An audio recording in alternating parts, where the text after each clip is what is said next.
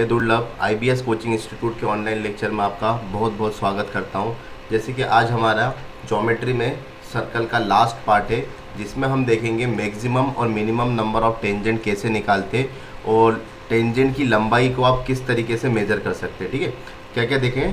पहले तो मैक्सिमम और minimum number of the tangent क्या होते हैं, ठीक है, कैसे निकालते उसको, और टेंजेंट की लंबाई कैसे आप फाइंड आउट करोगे। ठीक, और उसके ऊपर कुछ प्रीवियस ईयर के क्वेश्चन करेंगे, जिससे आपके सारे कॉन्सेप्ट एकदम क्लियर हो जाएंगे। ठीक है, आपके माइंड में बैठ जाएगा कि इस तरीके के क्वेश्चन आपके एग्जाम में किस तरीके से आएंगे। ठीक, तो देखिए चालू करते। इसको समझने के लिए सबसे पहले कुछ प्रॉपर्टी के बारे में डिस्कस करते हैं। देखिए इसमें डालिए case number first, case first.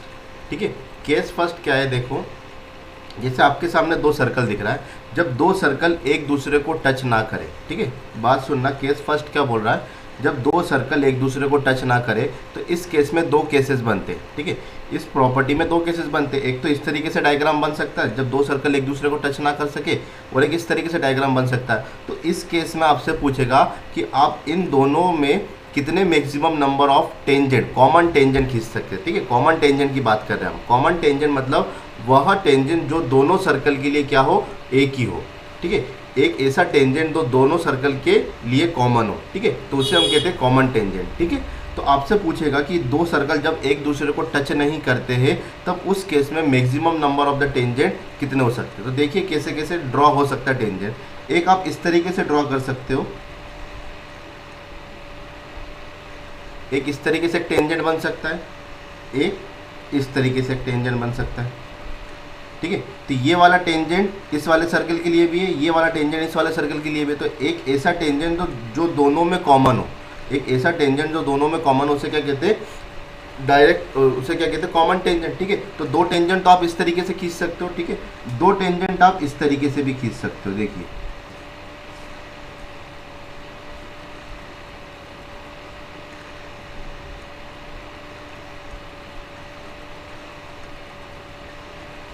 ये इस तरीके से भी आप दो टेंजेंट खींच सकते हो। ठीक है, तो इस तरीके से आपने देखा कि जब दो सर्कल एक दूसरे को टच नहीं करते तो उस केस में हम maximum number of the tangent कितने खींच सकते हैं। तो आप भी पूछे तो maximum number of the tangent कितना होगा, 4। ठीक है, तो इस केस में आप maximum number of the tangent कितने खींचोगे, 4। क्लियर हो गया। यदि आपसे पूछे minimum number of the tangent, minimum मतलब कम से कम कितने टेंजेंट आप खींच सकते हो, मैक्सिमम मतलब अधिक से अधिक, और मिनिमम मतलब कम से कम आप कितने टेंजेंट खींच सकते हो। ठीक है, तो कम से कम मतलब मैं यदि एक भी टेंजेंट ना खींचूँ, यदि मैं एक भी टेंजेंट ना खींचूँ तो कम से कम होगा। ठीक है, तो इस केस में minimum number of the tangent कितना होगा, 0।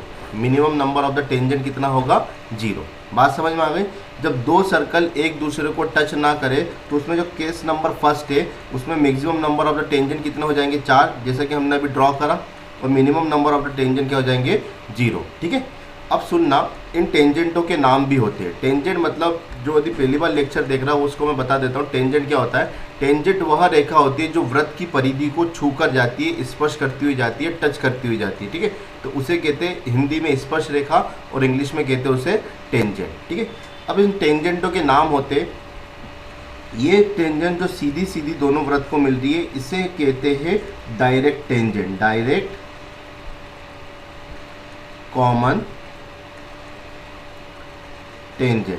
क्या कहते हैं इसे, डायरेक्ट कॉमन टेंजेंट।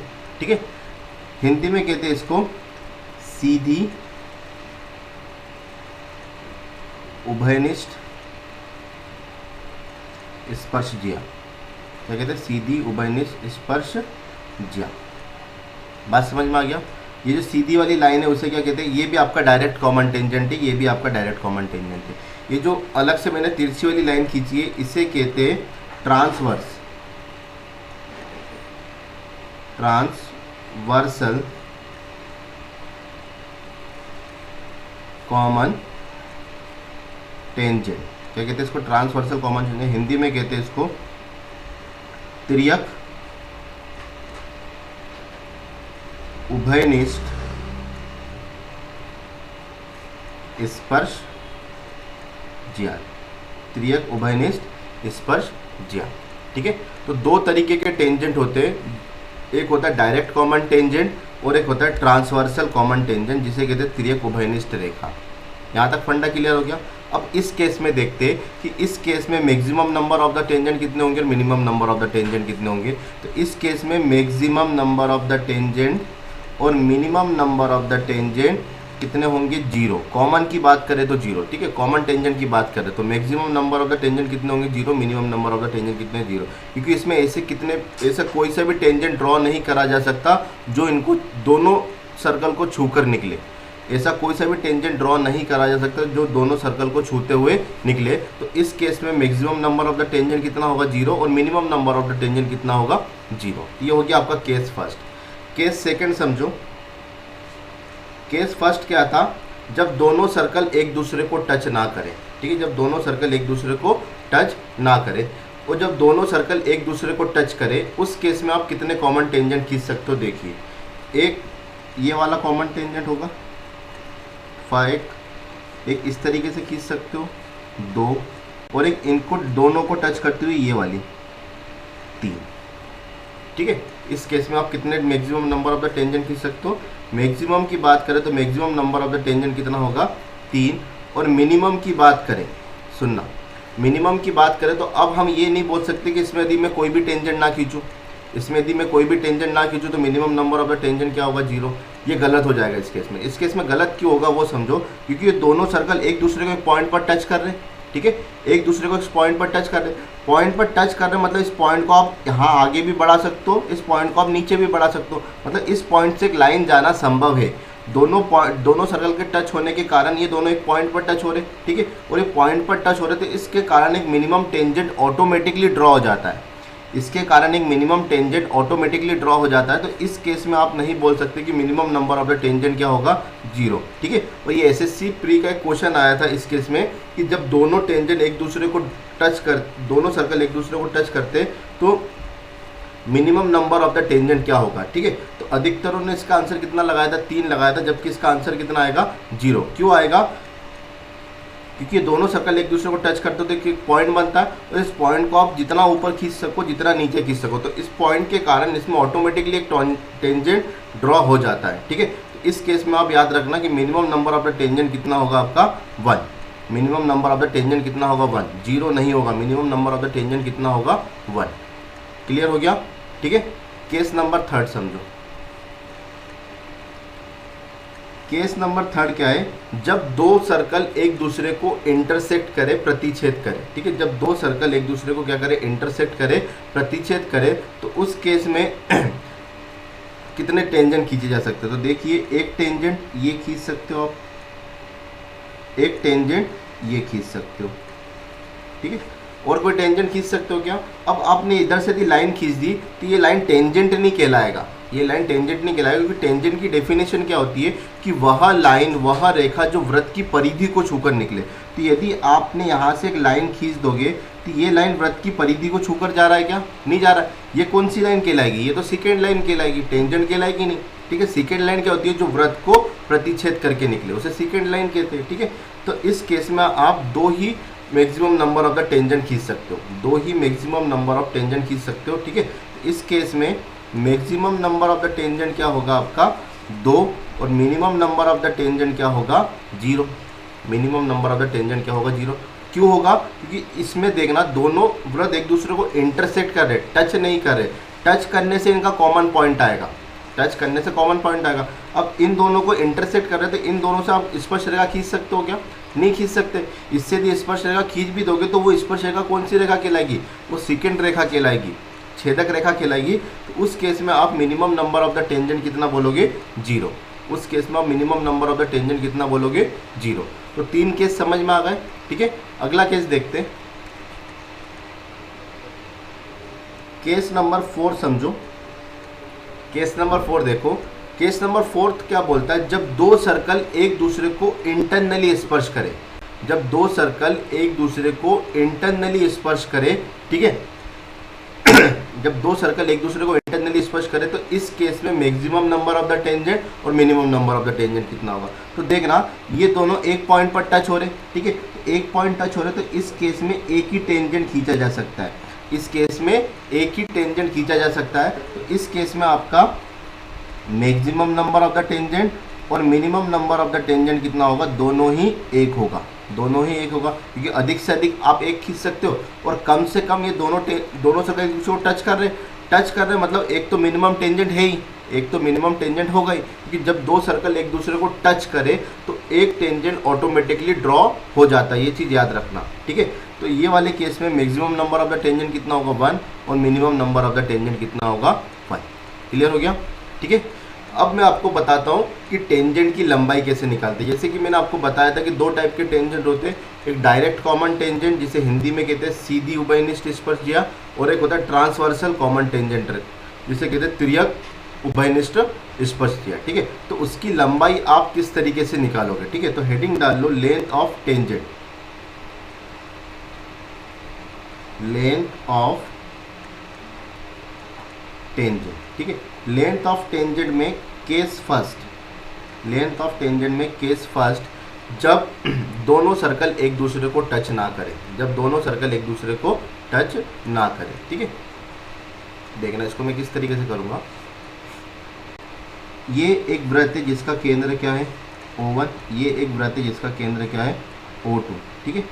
ये दोनों केंद्र की बीच की दूरी आपको D दे के रखी है, ये दोनों केंद्र की बीच की दूरी आपको कितनी दे के रखी है, D दे के रखा है, ठीक है। ये आपका कौन सा टेंजेंट हो जाएगा, ये आपका डायरेक्ट कॉमन टेंजेंट, ठीक है। इसको नाम दे दो आप PQ, ठीक है।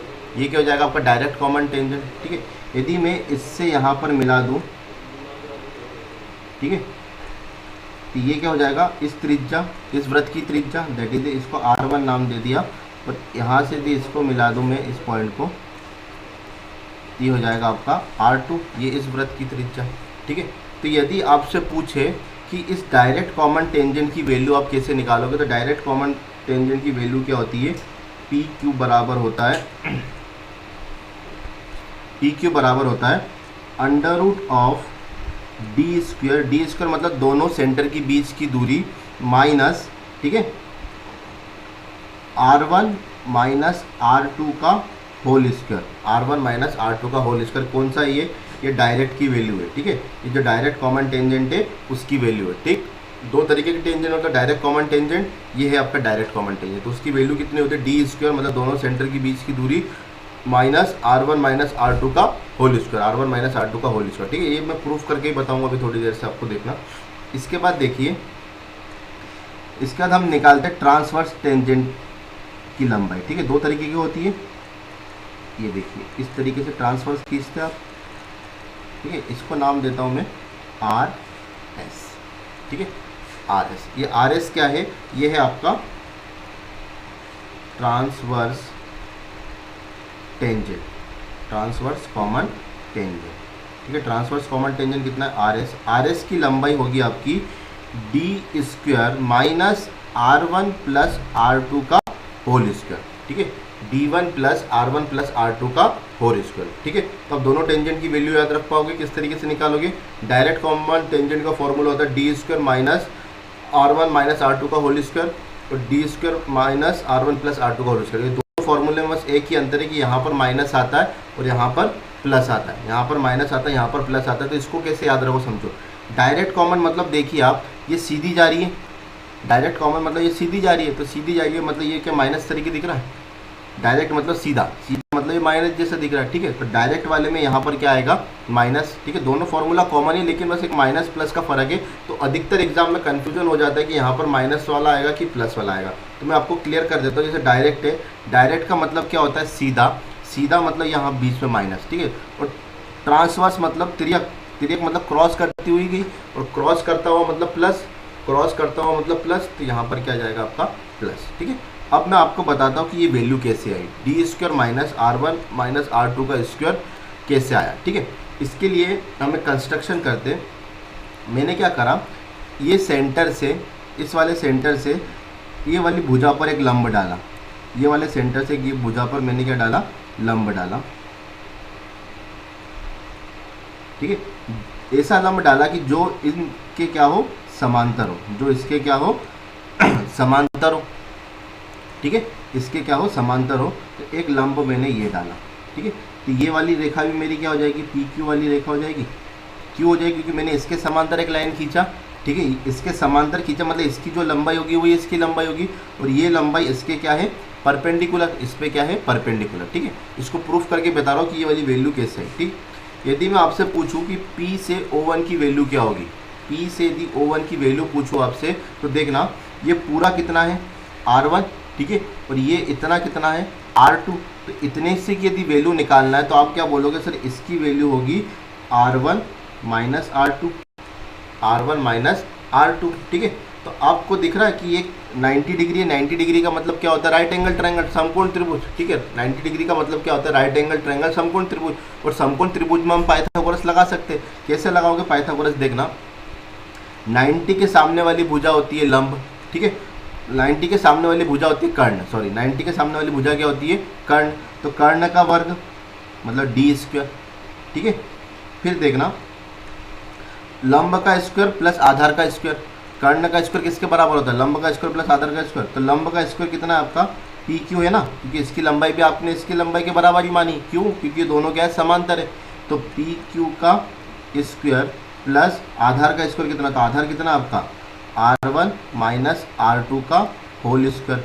यहाँ से यदि पी क्यू की वैल्यू निकालोगे जो कि आपकी कॉमन टेंजेंट की वैल्यू है, तो क्या आएगा, पी क्यू का रूट इस पे चढ़ जाएगा, that is D square minus R1 minus R2 का whole square, R1 minus R2 का होल स्क्वायर, ठीक है। तो इस तरीके से आप इसको प्रूव भी कर सकते हो कि सर डायरेक्ट कॉमन टेंजेंट की वैल्यू कैसे निकालते हैं, और इसी तरीके से आप ट्रांसवर्सल कॉमन टेंजेंट की वैल्यू भी निकाल सकते हो। तो मैंने एक इसको निकाल के दिखाया, आपको यदि प्रैक्टिस करना है तो आप इसकी वैल्यू भी निकाल सकते हो, और इसकी वैल्यू भी आप पाइथागोरस से ही निकलेगी, ठीक है। 90 डिग्री पर दो लंब खींचना पड़ेगा, तो इसकी वैल्यू भी आपकी किससे निकलेगी, पाइथागोरस से ही निकलेगी। यहाँ तक फंडा क्लियर हो गया कि डायरेक्ट कॉमन टेंजेंट की वैल्यू कैसे निकालोगे और ट्रांसवर्स कॉमन टेंजेंट की वैल्यू कैसे निकालोगे। जैसे हिंदी मीडियम वालों के लिए बोल रहा हूँ, डायरेक्ट कॉमन टेंजेंट को हिंदी में कहते सीधी उभयनिष्ठ रेखा, और ट्रांसवर्स कॉमन टेंजेंट की को कहते त्रियक उभयनिष्ठ रेखा, त्रियक उभयनिष्ठ स्पर्श रेखा, ठीक है, स्पर्श रेखा। यहाँ तक फंडा क्लियर हो गया। चलिए देखिए, यहाँ एक पॉइंट गलत हो गया था, इसे स्पर्श ज्यानी से स्पर्श रेखा कहते हैं, ठीक है, स्पर्श ज्यानी कहते हैं, स्पर्श क्या कहते हैं, रेखा, स्पर्श रेखा, ठीक है। स्पर्श ज्या मतलब क्या होता है, टेन, ट्रिग्नोमेट्री में सुना है ना, स्पर्श ज्या, कोस ज्या, ज्या, ठीक है। तो ये जो साइन कॉस टेन वाला स्पर्श ज्या कहते हैं उसको, ठीक है। स्पर्श रेखा मतलब टेंजेंट होता है, ठीक है। तो यहाँ पर स्पर्श ज्या की जगह आप क्या लिखोगे, स्पर्श रेखा, ठीक है। स्पर्श ज्या मतलब टेन थीटा होता है, स्पर्श ज्या का मतलब क्या होता है, टेन थीटा, ठीक है। Length of the tangent, length of the tangent में आप सेकंड केस समझो।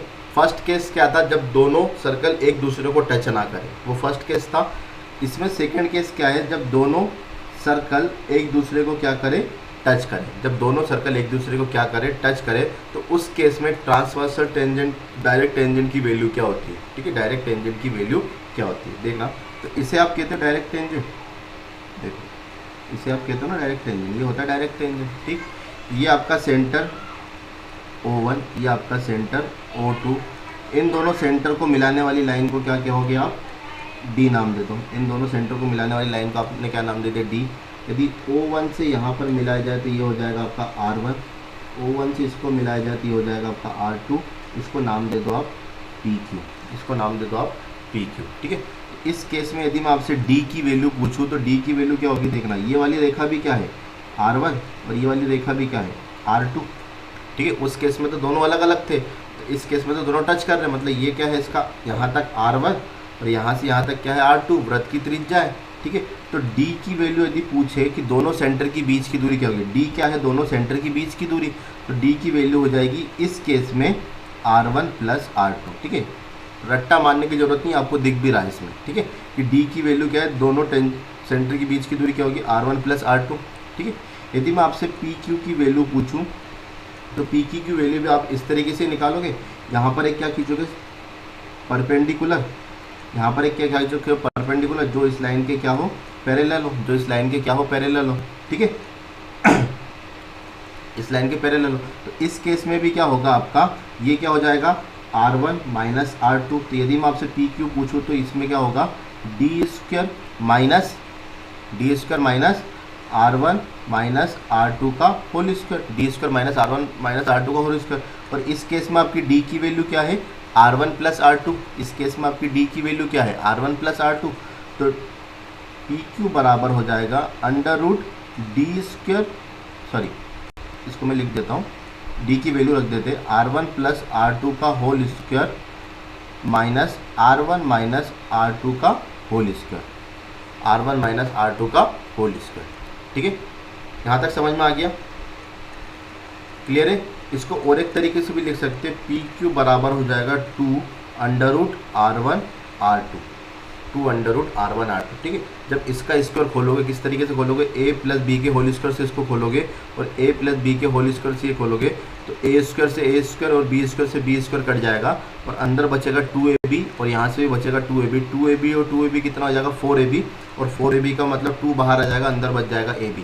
तो इस केस में a क्या है R1 और b क्या है R2। तो आप इसको इस तरीके से भी लिख सकते हो, आप इसको इस तरीके से भी लिख सकते हो। क्लियर हो गया। तो इस केस में एक ही टेंजेंट मिलेगा आपको, डायरेक्ट कॉमन टेंजेंट। ठीक है, इस केस में आपको एक ही टेंजेंट मिलेगा, डायरेक्ट कॉमन टेंजेंट। ठीक, और ट्रांसवर्स की वैल्यू अगर आ गई तो इसके बीच में क्या लग जाएगा, प्लस। ट्रांसवर्स की वैल्यू आ गई तो इसके बीच में क्या लग जाएगा, प्लस। यहाँ तक फंडा क्लियर है। ठीक है, अब देखना, दो सर्कल एक दूसरे को एक तो इस तरीके से टच करेंगे या तो इस तरीके से टच करेंगे। ठीक है, तो जब इस तरीके से टच करेंगे तो उस टाइम टेंजेंट की लंबाई क्या होगी, देखना उस टाइम टेंजेंट की लंबाई क्या होगी। तो उस टाइम एक ही टेंजेंट आप खींच सकते हो, जैसा कि मैंने आपको पहले बताया था, उस टाइम आप एक ही टेंजेंट खींच सकते हो। तो देखना, एक सर्कल इसका सेंटर O1, एक छोटे वाले सर्कल है, इसका सेंटर क्या है O2। ठीक है, O1 से यदि इसको मिला दूँ तो ये हो जाएगा पूरा R1, ये हो जाएगा पूरा R1। ठीक है, और O2 से इसको मिला दूँ, O2 से इसको मिला दूँ तो ये O2 का रेडियस हो जाएगा, O2 वाले का रेडियस हो जाएगा R2। ठीक है, तो यदि मैं पूछूं कि दोनों सेंटर के बीच की दूरी, मतलब O1 O2 आपसे पूछूं, तो आप अच्छी तरीके से बता पाओगे कि R1 माइनस R2 होगा। ठीक है, तो इस केस में दोनों टेंजेंट की, दोनों सेंटर की बीच की दूरी क्या होती है, R1 प्लस R2, और इस केस में क्या होती है R1 प्लस, सॉरी इस केस में क्या होती है R1 माइनस R2। क्यों होती है, क्योंकि दोनों देखना इंटरनली टच कर रहा है। तो इस पूरे की वैल्यू क्या है, इस पूरे की वैल्यू R1 है, इस पूरे की वैल्यू R1 है, और यहाँ से यहाँ तक की वैल्यू R2। तो R1 में से R2 जाएगा तो O1 O2 की वैल्यू आ जाएगी, और O1 O2 क्या है, आपके दोनों सेंटर की बीच की दूरी। तो यहाँ से यदि आपसे पूछो कि दोनों सेंटर की बीच की दूरी क्या होगी, तो आप R1 माइनस R2 करोगे। ठीक है, रट्टा मत मानना, ये समझने वाली चीज़ है कि R1 में से R2 कम करोगे तो O1 O2 की वैल्यू आ जाएगी, सिंपल है। और इस केस में देखना, दोनों एक्सटर्नली टच कर रहे हैं, एक्सटर्नली टच कर रहे मतलब दोनों रेडियस आपस में जुड़ रहे हैं। तो इस केस में दोनों सेंटर के बीच की दूरी क्या होगी, R1 प्लस R2, और इस केस में क्या होगी R1 माइनस R2। अब यहाँ पर यदि मैं आपसे पूछूं कि टेंजेंट की लंबाई क्या होगी, तो टेंजेंट की लंबाई इसके केस में होगी 0। टेंजेंट की लंबाई इसके केस में क्या होगी, 0।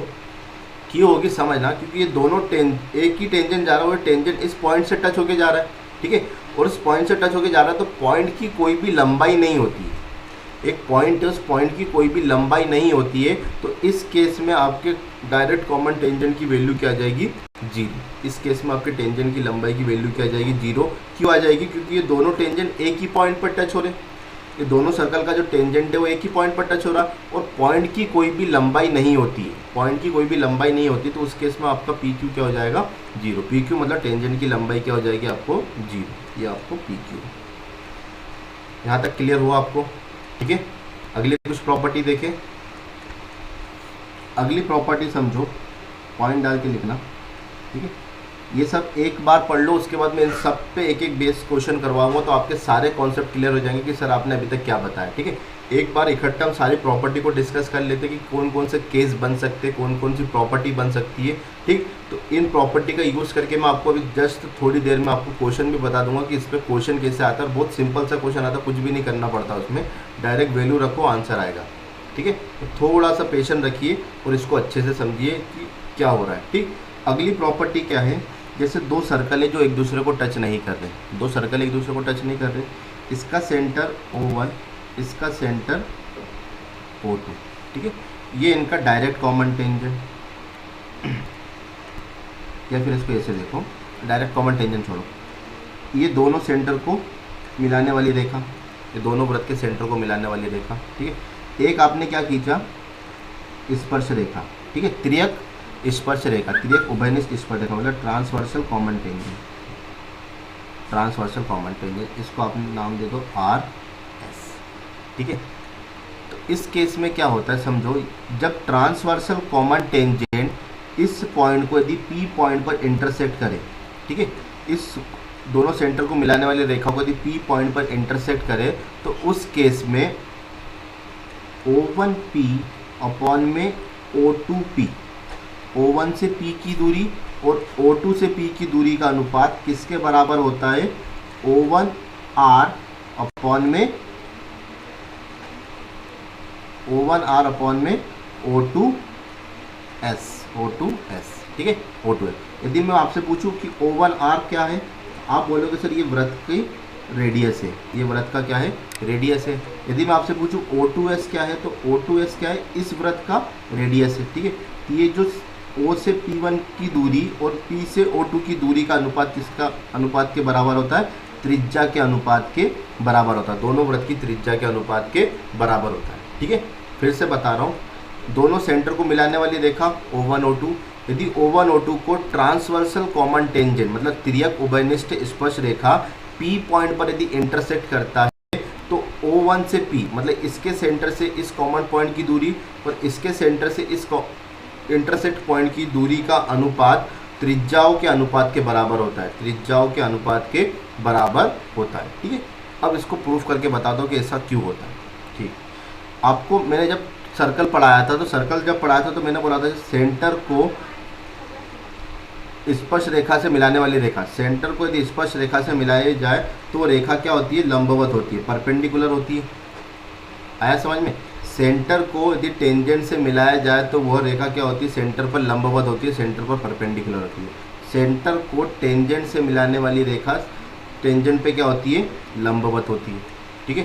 तो इस केस में देखो आपको दो सर्कल दिख रहे होंगे, एक सर्कल कौन सा दिख रहा होगा, PRO1, PRO1 और दूसरा सर्कल दिख रहा होगा PO2S, PO2S, ठीक है। अब इन दोनों सर्कल में देखो, एक एक को 90-90 डिग्री का, एक एक को 90-90 डिग्री का, और ये वाला एंगल देखना, ये जो P वाला एंगल है दोनों में कॉमन है, मतलब ये वाला एंगल दोनों में बराबर होगा, ये वाला एंगल दोनों में बराबर होगा। क्यों होगा, क्योंकि ये वर्टिकली अपोजिट एंगल है, ये शीर्षाभिमुख कोण है और दो शीर्षाभिमुख कोण आपस में क्या होते हैं, बराबर होते हैं। तो मैं जब आपको समरूप पढ़ाया था, जब सिमिलरिटी पढ़ाई थी ट्रायंगल की, तो एंगल प्रॉपर्टी के अकॉर्डिंग बोल सकता हूँ कि दोनों ट्रायंगल आपस में क्या होंगे, समरूप होंगे, दोनों ट्रायंगल आपस में क्या होंगे, सिमिलर होंगे। किसके बेस पर बोल रहा हूँ, जब दो ट्रायंगल की दो कोण आपस में बराबर होते हैं, जब दो त्रिभुज के दो कोण आपस में बराबर होते तो ये दोनों त्रिभुज क्या हो जाते, समरूप हो जाते, सिमिलर हो जाते। जब दोनों ट्रायंगल सिमिलर हो जाते तो उसके सारे क्रॉसपॉन्डिंग रेशो क्या हो जाते, आपस में बराबर हो जाते। तो उसके सारे क्रॉसपॉन्डिंग रेशो आपस में बराबर हो जाते। क्रॉसपॉन्डिंग रेशो मतलब संगत अनुपात, संगत अनुपात, संगत अनुपात मतलब देखना, ये वाली त्रिभुज और इस त्रिभुज में इसके संगत कौन सा है, OP1, ठीक है, PO1 है, तो संगत कौन सा, ये हो जाएगा PO2।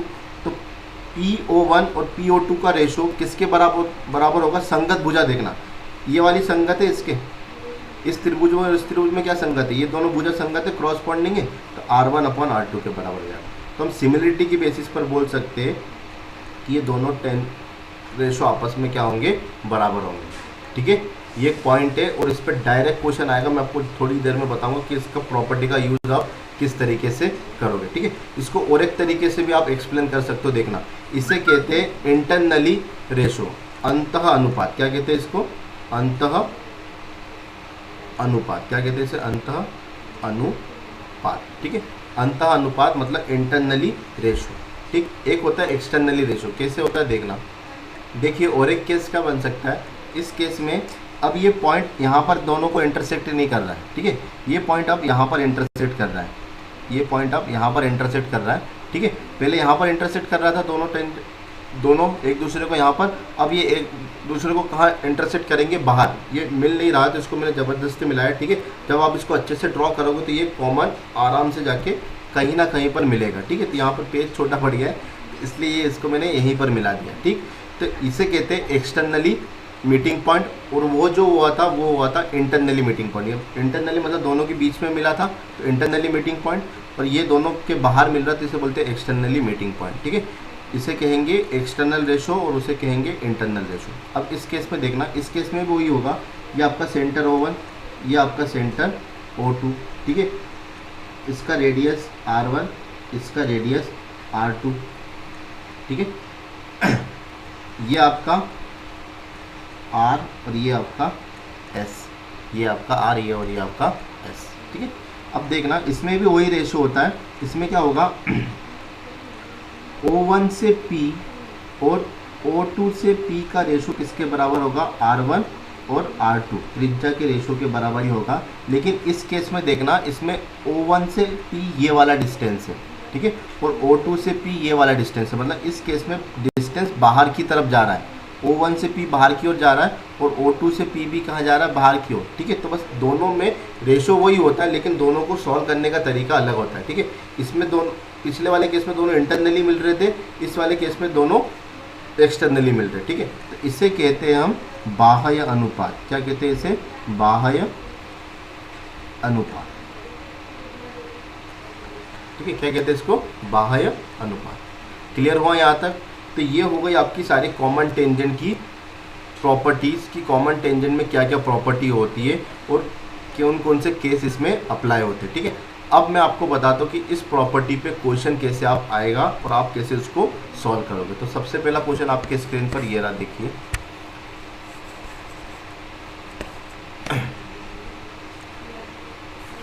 क्वेश्चन को पढ़ो और एक बार खुद करने की कोशिश करो। देखिए क्या बोल रहा है क्वेश्चन, अगर 9 सेंटीमीटर और 4 सेंटीमीटर त्रिज्या के दो वृत्त बाह्य रूप से स्पर्श करते, मतलब एक्सटर्नली दोनों को टच करते, तो एक उभयनिष्ठ स्पर्श रेखा की लंबाई ज्ञात कीजिए। तो एक उभयनिष्ठ स्पर्श रेखा की लंबाई ज्ञात कीजिए। तो सबसे पहले देखना, दो वृत्त है, ये एक वृत्त और ये एक छोटा वृत्त। ठीक है, दोनों एक दूसरे को टच कर रहे हैं, दोनों एक दूसरे को क्या कर रहे हैं, टच कर रहे हैं, एक्सटर्नली टच कर रहे हैं ना, एक्सटर्नली टच कर रहे हैं, मतलब इस तरीके से बनेगा डायग्राम। ठीक है, इस वृत्त का रेडियस कितना है, 9, और इस वृत्त का रेडियस कितना है, 4। ठीक है, यदि मैं आपसे पूछूं कि सेंटर से सेंटर की दूरी कितनी होगी, तो आप बोलोगे ये 9 है, ये 4 है, तो ये पूरा सेंटर से सेंटर की दूरी होगी आपकी 13। सेंटर से सेंटर की दूरी कितनी होगी, 13। आपको कॉमन टेंजेंट की वैल्यू निकालना है, तो इस केस में एक ही कॉमन टेंजेंट की वैल्यू आपने निकाली थी। देखना, इस तरीके से जो कॉमन टेंजेंट गया था, इसकी वैल्यू निकाली थी। ठीक है, इसका फॉर्मूला क्या होता है, डायरेक्ट कॉमन टेंजेंट की वैल्यू पी क्यू बराबर, इसको यदि पी क्यू नाम दे दो तो पी क्यू बराबर होता है √d² प्लस, नहीं आता, माइनस R1 माइनस R2 का whole square, R1 minus R2 का होल स्क्वायर। देखना, अब d क्या था, दोनों सेंटर की बीच की दूरी। d क्या था आपका, दोनों सेंटर की बीच की दूरी, और दोनों सेंटर की बीच की दूरी कितना है, 13। 9 और 4 कितना होगा, 13। तो 13 का स्क्वायर दैट इज 169। ठीक है, R1 माइनस R2 मतलब 9 माइनस 4, 9 में से 4 गए तो 5, 5 का स्क्वायर 25, 5 का स्क्वायर कितना आ गया, 25। ठीक है, 169 में से 25 गए तो दैट इज 144, और 144 किसका वर्ग होता है, दैट इज 12। ठीक है, तो इसका आंसर क्या जाएगा, 12 सेंटीमीटर। ठीक है, तो ऑप्शन नंबर 4 इसका क्या है, करेक्ट आंसर। ठीक है, ये एसएससी सीजीएल टायर 1 का क्वेश्चन था, जिसको आपने विदिन सेकंड आंसर ला दिया। ठीक है, क्लियर हो गया कॉन्सेप्ट। फिर से बता रहा हूँ, दोनों सर्कल एक दूसरे को एक्सटर्नली टच करेंगे तो उसका डायग्राम इस तरीके से बनता है। और हमने जस्ट थोड़ी देर पहले देखा था कि जब एक्सटर्नली टच करते हैं तो दोनों सेंटर के बीच की दूरी क्या होती है, R1 plus R2 that is 113, 13 का स्क्वायर 169।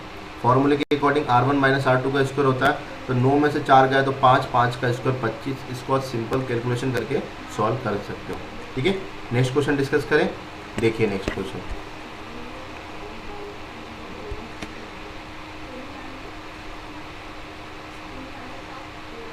नेक्स्ट क्वेश्चन क्या है, दो वृत्त के केंद्रों के मध्य की दूरी कितनी है, 61। उनकी त्रिज्याएं है 35 और 24 सेंटीमीटर। तो वृत्त की उभयनिष्ठ अनुस्पर्श रेखा की लंबाई ज्ञात कीजिए। ठीक है, देखना इंग्लिश में पढ़ता हूँ मैं। Distance between the centre of a two circle is a 61 centimetre and their radius are the 35 centimetre and 24 centimetre. What is the length in centimetre of the direct common tangent of a circle. ठीक है, direct common tangent की value आपसे पूछा। ठीक है, तो एक तरीके से इस तरीके से भी आएगा, देखना उसको क्या बोलते हैं, अनुस्पर्श रेखा। ठीक है, सीधी रेखा, सीधी उभयनिष्ठ रेखा भी कहते हैं, और इसको और एक नाम क्या कहते हैं, अनुस्पर्श रेखा। तो इस वर्ड से कंफ्यूज मत होना। ठीक है, पुराने क्वेश्चन लाने का यही मतलब है कि आप क्वेश्चन से फेमिलियर हो जाओ कि क्वेश्चन किस किस लैंग्वेज में एग्जाम में आते हैं, क्वेश्चन किस किस लैंग्वेज में एग्जाम में आते हैं। ठीक है, तो एक बात आपको क्या पता चला, डायरेक्ट कॉमन टेंजेंट को और क्या कहते हैं, उभयनिष्ठ अनुस्पर्श रेखा, उभयनिष्ठ अनुस्पर्श रेखा। क्लियर होगा यहाँ तक। अब इसमें देखना डायरेक्ट कॉमन टेंजेंट की वैल्यू फटाफट निकाल सकते हो। पी क्यू बराबर क्या होता है, under root D square minus R1 minus R2 का whole square, D1 minus R1 minus R2 का होल स्क्वायर। ठीक है, क्या करोगे, D1 क्या था, दोनों सेंटर की बीच की दूरी, दोनों सेंटर के बीच की दूरी। अब देखना क्या बोल रहा है, उसने दोनों सेंटर की बीच की दूरी कितनी देके रखी है, 61। तो देखना अंडर रूट 61 का होल स्क्वायर, अंडर रूट 61 का होल स्क्वायर। ठीक है, उसके बाद क्या होता है, minus R1 minus R2, R1 minus R2 मतलब 35 में से 24 गए 35 में से 24 गए तो कितना आएगा, 11 का स्क्वायर, 35 में से 24 का 11 का स्क्वायर। देखना इसको और जल्दी कैसे करते हैं अपन। ठीक है, कैलकुलेशन सबको सब कुछ आता है, लेकिन और जल्दी कैसे करें। आप क्या करोगे, 61 का स्क्वायर लिखोगे, फिर 11 का स्क्वायर लिखोगे, 61 से 60 इसको माइनस करोगे। इसको बाय फार्मूला कैसे करते देखना, ये आपको इस तरीके से दिख रहा है, A square minus B square, A square minus B square. तो A square B square minus क्या होता है, A minus B, that is A plus B. मतलब एक बार आप 61 में से किसको घटाओगे, 11, तो 61 में से 11 गए तो 50। ठीक है, एक बार आप 61 और 11 को जोड़ोगे तो कितना आएगा, ये 2 और ये आपका आ गया 7, 72। ठीक है, ये आपका आ गया 72। ठीक है, इसका स्क्वायर कर दो तो 5 दूनी 10 का 0, हासिल आया 1, 35 और 1 36 और 1 0। 3600 किसका रूट होता है, 3600 किसका रूट होता है, तो आप आसानी से बता पाओगे 3600 सर 60 का रूट होता है, और 60 ही क्या है इसका आंसर। मतलब डायरेक्ट कॉमन टेंजेंट की वैल्यू क्या है, 60, और ये आपका फर्स्ट ऑप्शन है। ठीक है, और आप देख सकते हो कि एसएससी सीजीएल टायर 2 का क्वेश्चन है। टायर 2 मतलब मेंस लेवल का क्वेश्चन है, मतलब मेंस लेवल में भी ऐसे छोटे क्वेश्चन डायरेक्ट पूछे जाते हैं। ठीक है, नेक्स्ट क्वेश्चन देखें, इसको पढ़ो और सॉल्व करने की कोशिश करो एक बार, कर पाए इस क्वेश्चन को। देखिए 6 सेंटीमीटर और 3 सेंटीमीटर त्रिज्या वाले दो वृत्त के केंद्रों की बीच की दूरी देके रखा आपको 15 सेंटीमीटर, और वृत्त की उभयनिष्ठ तिर्यक स्पर्श रेखा, उभयनिष्ठ तिर्यक स्पर्श रेखा मतलब ट्रांसवर्स कॉमन टेंजेंट की वैल्यू आपसे पूछा था। आपको बड़ी आसानी से पता है कि ट्रांसवर्स कॉमन टेंजेंट की वैल्यू क्या होती है सर, आर एस की वैल्यू होती है under root D square minus R1 plus R2 का होल स्क्वायर। डायरेक्ट वाले में प्लस आता है और डायरेक्ट वाले में माइनस आता है, और ट्रांसवर्स वाले में क्या आता है, प्लस। तिर्यक मतलब क्रॉस, क्रॉस मतलब प्लस, याद रह जाएगा। डायरेक्ट वाले में माइनस और ट्रांसवर्स वाले में क्या आता है, प्लस। बस वैल्यू पुट कर दो, आंसर आ जाएगा आपका 15 का स्क्वायर। दोनों सेंटर की बीच की दूरी डी क्या है, दोनों सेंटर की बीच की दूरी, दोनों सेंटर की बीच की दूरी क्या है आपका 15। ठीक है, माइनस R1 प्लस R2, 6 और 3 कितना होगा 9, तो 15 का स्क्वायर माइनस 9 का स्क्वायर। और आपको अच्छी तरीके से याद होगा कि 9, 12, 15 का एक ट्रिपलेट होता है। 9, 12, 15 का क्या होता है, एक ट्रिपलेट होता है। तो आप इसको बिना सॉल्व करे भी इसके आंसर क्या लिख सकते हो, इसको जब सॉल्व करोगे तो 144 आएगा। ठीक है, और 144 किसका रूट होता है, 12 का रूट होता है। 144 किसका रूट होता है, 12 का रूट होता है। और इसका ऑप्शन नंबर कितना हो जाएगा 1, जो कि सही आंसर है। ठीक है, नेक्स्ट क्वेश्चन देखें। इसमें ट्रांसवर्स कॉमन टेंजेंट की वैल्यू पूछी थी, तो कुछ भी नहीं करा, वैल्यू हमको देकर रखा था, डायरेक्ट हमने वैल्यू पुट करके उसके आंसर लेके आ गए। और आप देख पा रहे हो कि ये सारे प्रीवियस ईयर के क्वेश्चन, ये क्वेश्चन आ चुके एग्जाम में। जो हमने प्रॉपर्टी पढ़ा, उस प्रॉपर्टी पे एग्जाम पे कैसे क्वेश्चन आते हो आप देख पा रहे हो। ठीक है, नेक्स्ट क्वेश्चन देखते हैं।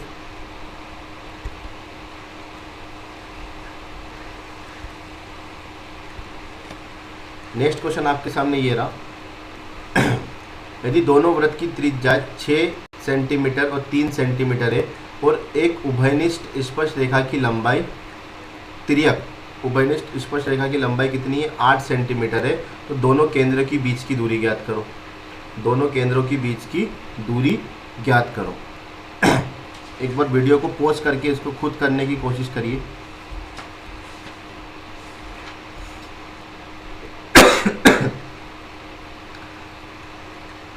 क्या करोगे, क्या क्या देके रखा है सबसे पहले वो देखो। उसने देके रखा है उभयनिष्ठ तिर्यक स्पर्श रेखा की लंबाई। तो उभयनिष्ठ तिर्यक स्पर्श रेखा की लंबाई क्या होती है, आर एस की वैल्यू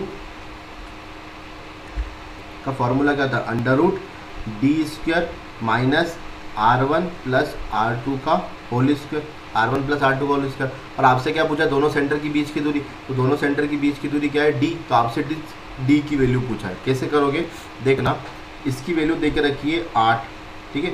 √d की वैल्यू आपको निकालना है और r1 प्लस r2 मतलब 6 और 3 कितना हो गया, ये हो गया आपका 9 का स्क्वायर, ठीक है। दोनों तरफ वर्क करोगे तो 8 64 बराबर d² माइनस 81, 90 90 81, ठीक है।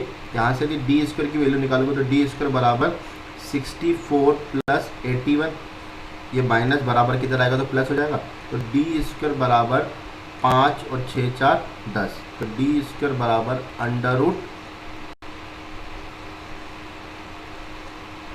इसका रूट हटाओगे तो कितना आएगा, 4 और 1 5, 6 4 14, ठीक है। इसका रूट हटाओगे तो कितना आएगा, √145।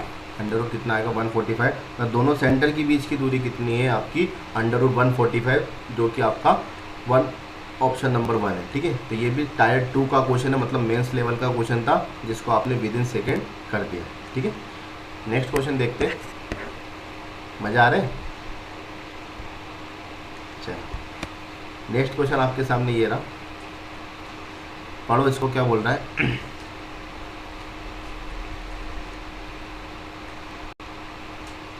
P और Q केंद्र वाले दो वृत्त AC एक अनुप्रस्थ स्पर्श रेखा है। अनुप्रस्थ स्पर्श रेखा मतलब क्या होती है, अभी आपने सुना था इस वर्ड को, ये होती है डायरेक्ट कॉमन टेंजेंट, ठीक है। मतलब P एक सर्कल है जिसका सेंटर क्या है P, और एक सर्कल है जिसका सेंटर क्या है Q। इन दोनों का एक डायरेक्ट कॉमन टेंजेंट है जिसका नाम है AC, ठीक है। दोनों वृत्त को A और तथा C पर किसी क्रमशः बिंदु की त्रिज्या क्रमशः 6 और 3 सेंटीमीटर है, ठीक है। देखो फिर से एक बार पढ़ता हूँ। P और Q केंद्र वाले दो वृत्त की AC एक स्पर्श रेखा है। दोनों वृत्तों की A तथा C पर त्रिज्या क्रमशः 6 सेंटीमीटर और 3 सेंटीमीटर है। यदि AC B बिंदु पर PQ को काटती है तो AB बराबर 8 सेंटीमीटर देके रखा है। तो PQ की लंबाई आपसे पूछा है, PQ की लंबाई आपसे पूछा है। कैसे करोगे, ठीक है। देखना ये वाली प्रॉपर्टी में हमने पढ़ा है, बहुत जल्दी इस क्वेश्चन को कर पाओगे। जैसे सबसे पहले दो सर्कल बना लो,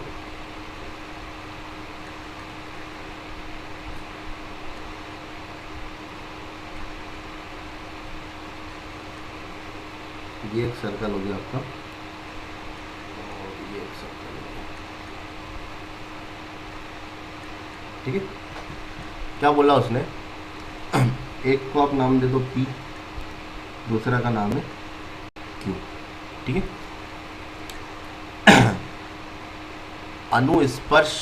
अनुप्रस्थ है ये ना, देखना दो चीज होती है, एक स्पर्श रेखा, एक अनुप्रस्थ। अनुप्रस्थ का मतलब होता है, देखो इंग्लिश वाले में लिखा हुआ है ट्रांसवर्स कॉमन टेंजेंट, ठीक है। तो अनुस्पर्श रेखा मतलब डायरेक्ट कॉमन टेंजेंट, अनुप्रस्थ स्पर्श रेखा मतलब ट्रांसवर्स कॉमन टेंजेंट। बात समझ में आ गई, दोनों वर्ड क्लियर हो गए।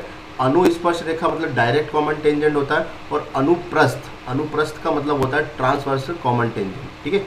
तो हिंदी मीडियम वाले एक बार वर्ड क्लियर कर लेना, अनुस्पर्श रेखा का मतलब डायरेक्ट कॉमन टेंजेंट होता है, और अनुप्रस्थ का मतलब होता है ट्रांसवर्स कॉमन टेंजेंट। इंग्लिश में पढ़ोगे तो लिखा है, उसने शुरू में लिख के रखा है AC is the transverse common tangent. तो ट्रांसवर्स कॉमन टेंजेंट कैसे बनता है, इस तरीके से, ये आपका ट्रांसवर्स कॉमन टेंजेंट इस तरीके से बनता है। कौन ट्रांसवर्स कॉमन टेंजेंट का नाम क्या है?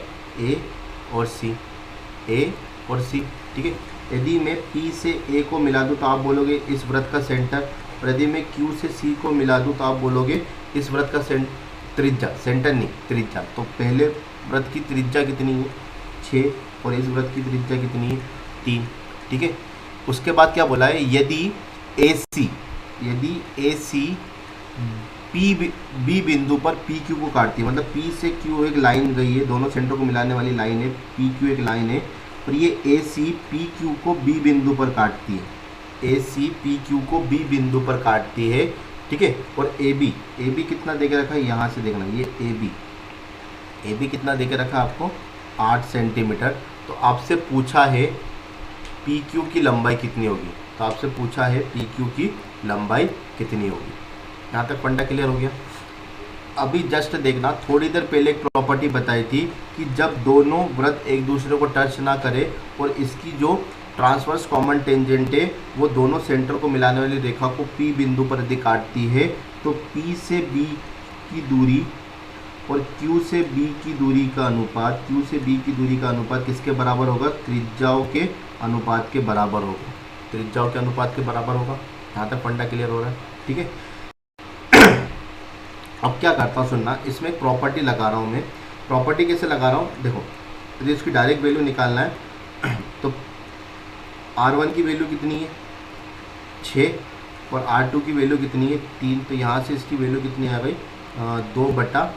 रेशो कितना आ गया? 2:1, ठीक है। ध्यान से समझना इस क्वेश्चन को, थोड़ा अच्छा क्वेश्चन है।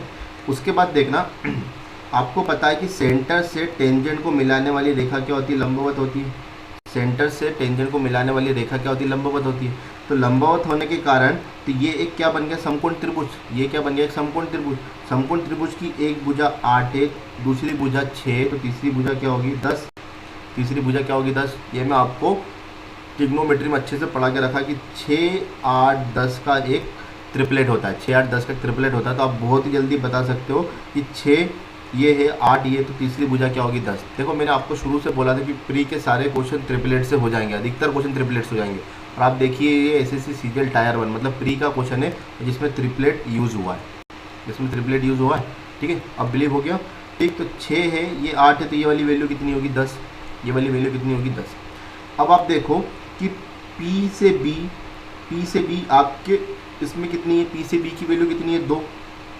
P से B की वैल्यू कितनी है? 2। लेकिन क्वेश्चन के इसमें P से B की वैल्यू कितनी है? 10। P से B की वैल्यू कितनी है? 10। तो 1 की वैल्यू कितनी आ गई? 5। 1 की वैल्यू कितनी आ गई? 5। मतलब इस 2 की वैल्यू 10 है और इस 1 की वैल्यू कितनी है? 5। आपको क्या निकालना है? आपको निकालना है PQ। तो PQ कैसे निकालोगे? P से B और B से Q। तो P से B की लंबाई कितनी निकाली? 10, और B से Q की लंबाई कितनी निकाली? 5। तो 10 + 5 कितना होता है आजकल? 15। 10 + 5 कितना होता है? 15, ठीक है। तो इसका आंसर क्या आएगा? 15 सेंटीमीटर। 4 नंबर ऑप्शन क्या है इसका सही आंसर। क्लियर हुआ? किस तरीके से करा? इंटरनल रेशो, अंतः अनुपात से इस क्वेश्चन को हमने विदिन सेकेंड सॉल्व करा, ठीक है। नेक्स्ट क्वेश्चन देखिए।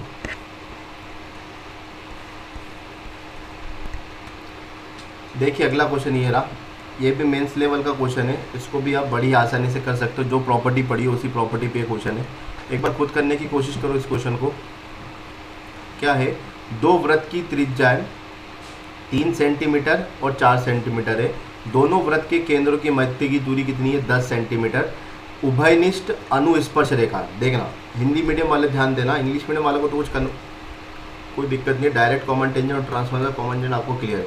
हिंदी मीडियम वाले देखना, उसने बोला उभयनिष्ठ अनुस्पर्श रेखा, ठीक है, मतलब ये डायरेक्ट कॉमन टेंजेंट है, की लंबाई का अनुप्रस्थ अनुस्पर्श रेखा की लंबाई का अनुपात क्या होगा, ठीक है। मतलब आपको डायरेक्ट कॉमन टेंजेंट और अनुप्रस्थ मतलब ट्रांसवर्सल कॉमन टेंजेंट की लंबाई का अनुपात पूछा है। बात समझ में आ गया? फिर से बता रहा हूँ, हिंदी मीडियम वाले बस वर्ड को ध्यान देना, इस वर्ड में बहुत कन्फ्यूजन हो जाएगा। अनुस्पर्श मतलब डायरेक्ट कॉमन टेंजेंट होता है, अनुप्रस्थ मतलब ट्रांसवर्स कॉमन टेंजेंट होता है। तो आपको डायरेक्ट कॉमन टेंजेंट और ट्रांसवर्स कॉमन टेंजेंट के रेशो पूछा कि दोनों टेंजेंट के लंबाई का रेशो क्या होगा, अनुपात क्या होगा। तो देखो कैसे करोगे। सबसे पहले किसका रेशो पूछा, direct common tangent. Direct common tangent मतलब P से Q, ठीक है। P से Q कितना होता है, under root D square minus R1 minus R2 का होल स्क्वायर, ठीक है। रेशो और एक किसका पूछा, ट्रांसवर्स मतलब RS का फॉर्मूला क्या था, under root of D square minus R1 plus R2 का whole square, R1 plus R2 का होल स्क्वायर। यहाँ तक क्लियर हो गया, ठीक है। ये दोनों फॉर्मूले होते हैं, दोनों फॉर्मूले में वैल्यू पुट कर दो। डी स्क्वायर मतलब दोनों सेंटर के बीच की दूरी, दोनों सेंटर के बीच की दूरी कितना देकर रखा, 10, तो 10 का स्क्वायर कितना हो गया, 100। 10 का स्क्वायर कितना हो गया, 100। R1 माइनस R2 मतलब एक त्रिज्या में से दूसरी को घटा दो, तो ठीक है। तो 4 में से 3 गया तो 1, और 1 का स्क्वायर कितना आता है, 1 ही आता है। 1 का स्क्वायर कितना आता है, 1 अपॉन में डी का स्क्वायर मतलब 100, और R1 प्लस R2 मतलब 3 प्लस 4 मतलब 7, ठीक है। 7 का स्क्वायर कितना हो गया, 49। ये कितना हो गया आपका 49, ठीक है। तो इसको यदि सॉल्व करो तो कितना आएगा, ये हो गया आपका 100 में से 1 गया तो 99, और ये हो गया आपका 149, ठीक है। 149 क्लियर है। इसको घटाना है इसमें से ना, इसको यदि इसमें से घटाओगे तो ये आ गया आपका 51, सॉरी जोड़ना नहीं है, घटाना है इसको, ये है ना माइनस लगा हुआ है, तो घटाना। तो 100 में से 49 गया तो कितना है, 51। 3 से काट दो, 33, 3 एकम 3, 3 सत्ते 21, ठीक है। तो आपका आंसर कितना आया, 33/17, ठीक है। 33/17। तो ऑप्शन नंबर 2 क्या है इसका आंसर। ये भी आप देख सकते हो कि मेंस लेवल का क्वेश्चन होता है, ठीक है। तो ऑप्शन क्या जाएगा, आंसर क्या जाएगा आपका 33/70। क्लियर है, ठीक है। नेक्स्ट क्वेश्चन देखिए अच्छा सा एक, ये देखिए नेक्स्ट क्वेश्चन, पढ़ो इसको एक बार, क्या बोल रहा है।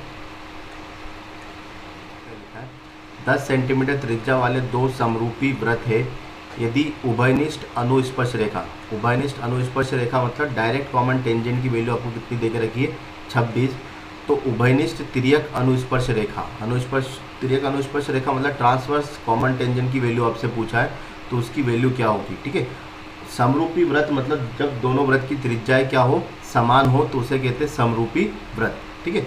तो देखना, दो वृत्त लिए, इन दोनों वृत्त का केंद्र, इसका केंद्र O1 है और इसका केंद्र कितना है, O2 है। इसका रेडियस भी कितना है, 10, और इसका रेडियस भी कितना है, 10, ठीक है। Direct common tangent, direct common tangent मतलब इस तरीके से खींचते हो आप, तो डायरेक्ट कॉमन टेंजेंट की वैल्यू आपको कितना देके रखा है, 26। डायरेक्ट कॉमन टेंजेंट की वैल्यू कितना देके रखा है, 26। इस केस में एक पॉइंट याद रखना, जैसे आपसे पूछा है कि तिर्यक उभयनिष्ठ रेखा, उभयनिष्ठ तिर्यक अनुस्पर्श रेखा की लंबाई क्या होगी, मतलब ट्रांसवर्स की होगी। तो ट्रांसवर्स का फॉर्मूला आपको अच्छे से पता है, under root D square minus R1 plus R2 का स्क्वायर होता है, R1 प्लस R2 का स्क्वायर होता है, जहाँ D क्या है, दोनों सेंटर के बीच की दूरी, जहाँ D क्या है आपके दोनों सेंटर के बीच की दूरी, ठीक। तो इस केस में जब दोनों वृत्त क्या हो, आइडेंटिकल, आइडेंटिकल मतलब समरूप हो, तो दोनों सेंटर की बीच की दूरी किसके बराबर होगी, दोनों सेंटर के बीच की दूरी इस डायरेक्ट कॉमन टेंजेंट के बराबर होगी, इस डायरेक्ट कॉमन टेंजेंट के बराबर होगी। क्यों होगी समझो, सेंटर से स्पर्श रेखा को मिलाने वाली लाइन लंबवत होती है, सेंटर से स्पर्श रेखा को मिलाने वाली लाइन लंबवत होती है, और यदि आप इस पॉइंट को इससे मिला दोगे, O1 से O2 को मिला दोगे, तो ये एक आयत की रचना हो जाएगी, ये एक आयत की रचना हो जाती है। और आयत में आपको पता है कि आमने सामने की भुजा क्या होती है, बराबर, 10 और 10 बराबर है, तो इसकी वैल्यू 26 है, तो इसकी वैल्यू भी कितनी होगी, 26 होगी, इसकी वैल्यू भी कितनी होगी, 26 होगी। यही बस इसमें पॉइंट याद रखने वाली बात है कि जब दो आइडेंटिकल वृत्त दे के रखे, तो समरूप वृत्त दे के रखे, तो उस केस में दोनों सेंटर की बीच की दूरी किसके बराबर होगी, डायरेक्ट कॉमन टेंजेंट के बराबर होगी, डायरेक्ट कॉमन टेंजेंट की क्या होगी, बराबर होगी। तो इसको सॉल्व करके देखिए कैसा आएगा। डी स्क्वायर मतलब डायरेक्ट कॉमन टेंजेंट की वैल्यू मतलब 26 का स्क्वायर, R1 प्लस R2 मतलब 10 प्लस 10 मतलब 20 का होल स्क्वायर, ठीक है। 26 ए स्क्वायर माइनस बी स्क्वायर लगा दो, इसमें ए स्क्वायर माइनस बी स्क्वायर लगा दो, तो 26 प्लस 20 कितना होगा, 26 प्लस 20 हो गया आपका 46, और 26 में से 20 गया तो 6, तो इसका जब गुणा करोगे तो 36 और 276, ठीक है। 276 का रूट निकालोगे तो 276, ये मेंस लेवल का क्वेश्चन है, इसलिए थोड़ा कैलकुलेटिव रहता है, कैलकुलेशन भी नहीं ज़्यादा भी नहीं है। देखिए 2 से करोगे तो 2 एकम 2, 2 तिया 6 2 8 16, फिर 2 से करोगे 2 छंग 12, एक बचे 2 नाम, 3 से लगाओगे तो कितना जाएगा 3 दूनी 6, 3 तिया 9। ठीक है, इस तरीके से कर लो, या फिर आप इसको छोड़ दो, यहाँ तक ही देखो। ठीक, तो आप इसको क्या लिख सकते हो 2 इंटू 69, 2 इंटू 69, क्योंकि 69 वाला ऑप्शन था मेरे पास, इसलिए मैं इसको 69 पे रोक दिया। ठीक है, क्या जाएगा ये 2 इंटू 2 मतलब एक 2 बाहर आ जाएगा। ठीक है, √69, √69, 2√69 क्या जाएगा इसका आंसर। आया समझ में? बस एक ही पॉइंट याद रखना है इसमें।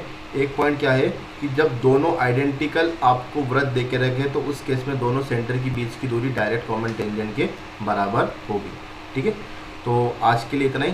ठीक है, ये सर्कल वाला पोर्शन आपका फिनिश होता है। ठीक, तो इसके प्रॉपर नोट्स बना के आप इसको अच्छी तरीके से सॉल्व करिए। कल इसके असाइनमेंट के क्वेश्चन आपको मिल जाएंगे कि इसमें एग्ज़ाम में और किस किस लैंग्वेज में ये क्वेश्चन आ चुके हैं। ठीक है, तो उस असाइनमेंट को आप जरूर सॉल्व करिएगा। ठीक है, और यदि लेक्चर आपको अच्छा लगे तो इसको लाइक, सब्सक्राइब और शेयर जरूर करें। ठीक है, घर पे रहिए, सुरक्षित रहिए, हैप्पी रहिए। Okay, thank you.